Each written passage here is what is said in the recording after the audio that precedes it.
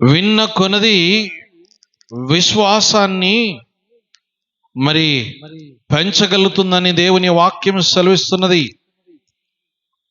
దేవుని వాక్యాన్ని మనం ఎంత వినగలుగుతున్నాం? వింటే మన విశ్వాసము పెరుగుతున్నదా? దేవుని వాక్యం వింటే అపనమ్మకముతో కలిగిన వారిని దేవుని వాక్యం వింటే అపనమ్మకాన్ని తీసివేస్తుంది. నిరీక్ష లేని జీవితంలో కలిగి ఉన్నప్పుడు, కొంగిపోయిన స్థితిలో కలిగి ఉన్నప్పుడు, బాధల్లో కలిగి ఉన్నప్పుడు,